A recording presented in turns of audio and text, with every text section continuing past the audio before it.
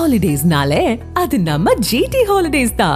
GT Holidays, South India's #1 travel brand.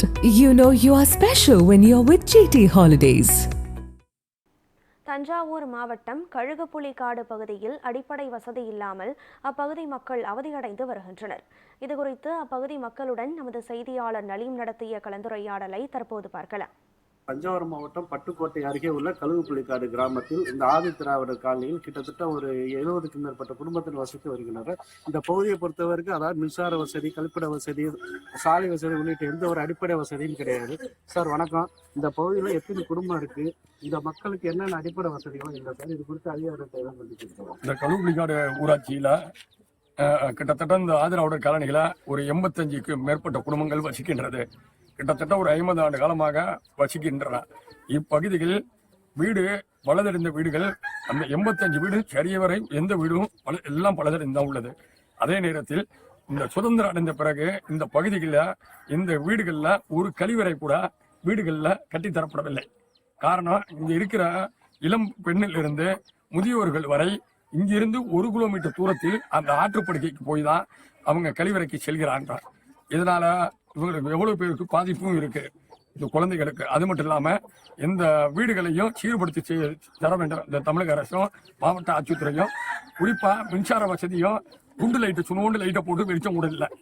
அதையும் இந்த அரசாங்கம் நிறைவேற்றி தரும் என்று இந்த மக்கள் ஆர்வமாக எதிர்பார்த்து காத்துக் கொண்டிருக்கின்றனர். அதாவது இந்த பகுதியில் உள்ள சில பெரும்பாலான வீடுகள் கழிப்பறை வசதி இல்லாமல் இப்பகுதியில் உள்ள பெண்கள், குழந்தை எல்லாரும் காலை கடனை முடிப்பதற்கு வெளியில் செல்லும் ஒரு சூழ்நிலை தான் இருக்கு.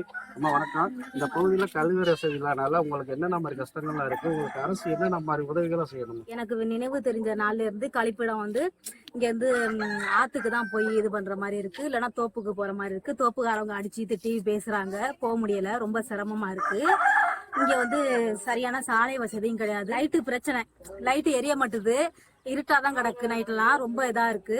எங்களுக்கு இதை பண்ணி கொடுங்க சார். இந்த பகுதியில் எத்தனை குடும்பக்கால எல்லாமே பகுப்பு வீடுகளாம் டேமேஜ் இருக்கு. இதுவரை அதிகாரத்தை நீங்க யாரும் சந்திச்சிருக்கீங்களா? மனு கொடுத்துருக்கீங்களா? இது அதிகாரியை யாராவது பார்த்துருக்காங்க? யாரும் பார்க்கல. இல்ல, யாருமே இங்க பார்த்ததே இல்லை. பார்த்தாலும் எல்லா வீடும் அப்படிதான் கிடைக்குது. வர்றேன்னு சொல்லுவாங்க, ஒரு வரமாட்டாங்க.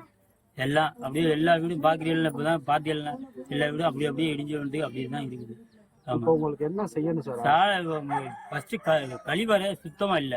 இங்க இருந்து 1 கிலோமீட்டர் போய் தான் பொம்பளை எல்லாம் போய் இருக்க முடியாது இருக்கு. ஆமா, ரொம்ப சிரமமா இருக்கு. இந்த வீடு இங்க இருக்கிறதுக்கும் ஆள் ரொம்ப இருக்க இடமே பத்தலை. இந்த பக்கத்துல புறம்போக்கு இடம் நிறைய இருக்கு, அதை புடிச்சு கூட குடுக்கலாம். ஆமா, அதை பத்தி யாரும் நினைக்க மாட்டாங்க, எதுவுமே கண்டுக்க மாட்டாங்க, போக மாட்டாங்க. எவ்வளவு சொன்னாலும் அவ்வளவுதான், வருவாங்க, அதோட போயிடுவாங்க. இந்த கழுகுப்புலிக்காடு ஆதி திராவிடர் காலனியில் எந்த ஒரு அடிப்படை வசதி இல்லாம இந்த பகுதி மக்கள் மிகுந்த அவதிக்குள்ளாகின்றனர். சம்பந்தப்பட்ட அதிகாரிகள் மற்றும் இந்த பகுதிக்கு ஆய்வு பார்வையிட்டு இந்த பகுதி மக்களின் கோரிக்கையை நிறைவேற்ற வேண்டும். நியூஸ் 7 செய்திகளுக்காக பட்டுக்கோட்டையிலிருந்து நலீம்.